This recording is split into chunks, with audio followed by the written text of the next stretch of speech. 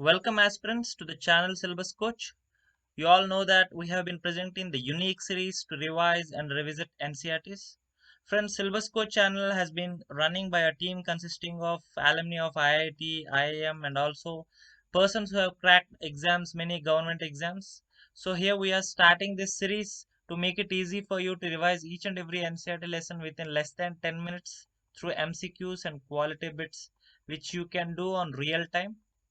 So in our earlier videos, we have explained the three unique features of our series where you can do real-time bits on our Telegram group. Join this Telegram group, friends, where you can go for daily current affairs MCQs and also qualitative NCERT quizzes and also specific quizzes like of this. So enter the Telegram group. So now let's quickly dive into the chapter 4 of Classics Polity, that is key elements of a democratic government. So Syllabus Coach has linked the present lesson, chapter 4, to two important topics of UPSC Mains GS2 Polity and Governance paper, that is paper 3. So friends, in this chapter you can learn two important concepts, that is people's participation and resolution of conflict. Friends, these are the two key topics which are related to mains in this particular lesson. So when you talk of people's participation, you talk of NGOs, SHGs, pressure groups. So a lot of those groups of citizens which try to influence positively or criticize the government.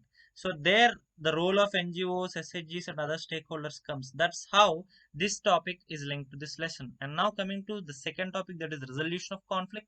Only when there are issues related to development, when you try to implement a policy, there will be plus for some people, minus for some people.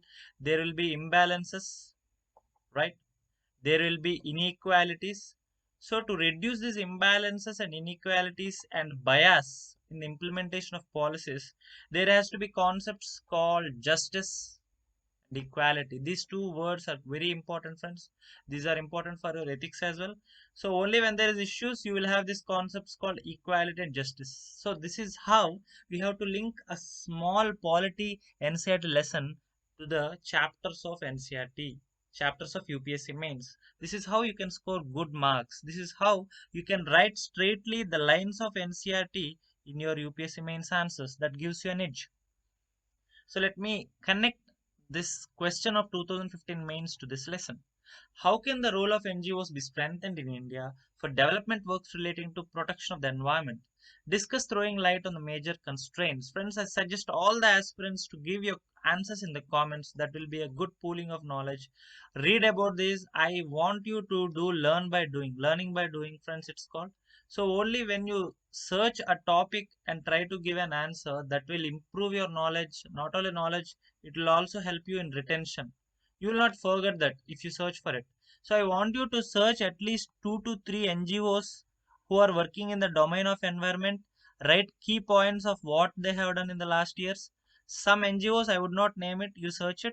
They have also fought in the Supreme Court. Friends, the apex court of India, Supreme Court, some NGOs have also fought for environment issues in the Supreme Court. So try to read about them, what judgments they have achieved, and then try to answer this. So quickly going into the lesson, the first question, what is apartheid? Apartheid, friends, is discrimination on the basis of race or color. For example, that happened in South Africa before 1992, that is Nelson Mandela's fight for struggle.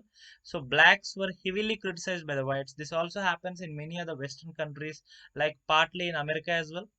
So during apartheid system in South Africa, what was the language that whites used to speak? Friends, at that time, the whites used to speak the African language, and at that time, the non-whites or the traditional tribes of South Africa used to speak Zulu. There are many languages, friends, but this is one of the wide languages of tribes there, which is mentioned in our NCERT. So remember this Zulu. So in South Africa, who led the struggle? We all know the powerful and the great Nelson Mandela, who was greatly inspired by the non-violence movement of our Mahatma Gandhiji. He was the leader of a party called African National Congress, just like Indian National Congress in India. He established African National Congress in South Africa, and finally they succeeded in 1994. And from then on, he told that all non-whites and whites are equal. He did not tell the blacks to discriminate the whites once they got independence. He could have told that now, yes, all the blacks or the local tribes are the majority, and we can harass or suppress the whites who are the minority. No, he said that all humans are equal and there would be henceforth no racial discrimination. Friends, going to the next question, why do we need general elections? That is to put the limit. Friends, there is a idiom called absolute power corrupts. Yes, absolute power corrupts, friends. No person, if he is given power for the entire life, will be showing equality and justice throughout his life. He will be getting corrupted. So there has to be a limit. That's why for every 5 years we conduct elections. This is a very important question, friends. How do public or citizens participate in a democratic government? All these ways. Keenly observe all these things. Vote in elections. Yes, we do it for every 5 years. Strikes, rallies to criticize government. Yes, in India, non-violent or peaceful policy of rallies are allowed. Of course, strikes and hartals are illegal. Media role is also allowed, and it is very important in a vibrant democracy. Hence, it is called as fourth pillar of democracy. Media can criticize government and question the government. And here the very important things which are focused in NCERT lesson: the role of NGOs, pressure groups, and social movements. This is very important in mains perspective also. So the answer is all the above. Which river dispute between Karnataka and Tamil Nadu lasted more than a century? Yes, friends, it is very important. Kaveri. Some people write Kaveri with K as the initial letter. Some people write like this. So here you can see these are the three riparian states of Kaveri, Karnataka, little bit of tributaries from Kerala and Tamil Nadu.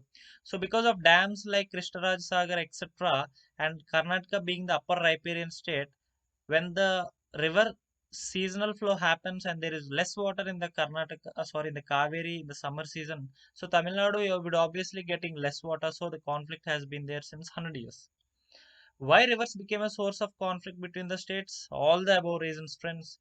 Because the rivers, especially in South India, are peninsular or seasonal rivers. More number of dams being built by the governments. Political and regional conflicts also sometimes adds to the issue.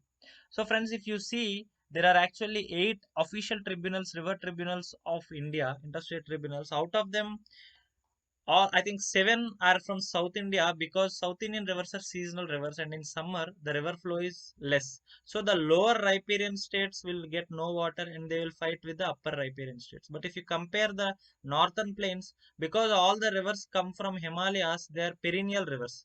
So because they are perennial rivers, there will be water 365 days and they will not have much problem with interstate disputes. Wherever there is inequality, government steps in, tries to ensure justice. Friends, again, quoting the preamble, read it every day. So, justice in three forms: social, economic, political, has to be ensured. Friends, here these two lines are very important. Focus them.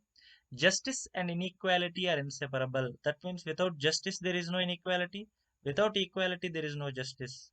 However, our constitutional forefathers has kept justice as the first and foremost value enshrined in the preamble. Second comes liberty, third comes equality. It's not just like a silly things they have put in some order. They have kept with utmost attention and scrutiny.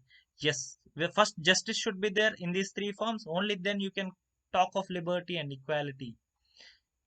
So, friends, give your comments in this question. This is very important. I suggest all, many of you, some of you are giving, many of you are not giving. Do pool your answers and learn a lot from each other.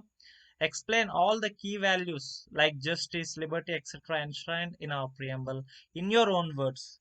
Write in your own words what do you understand by these words and give one example how these are being implemented in the Indian context. That would improve your analytical skills, reading skills, writing skills, and you can learn from each other. So friends, take right now the real-time quiz on this lesson 4 in this particular telegram. So thank you. Get ready for the next lessons. If you like this video, like, subscribe, and share to all your aspirants friends.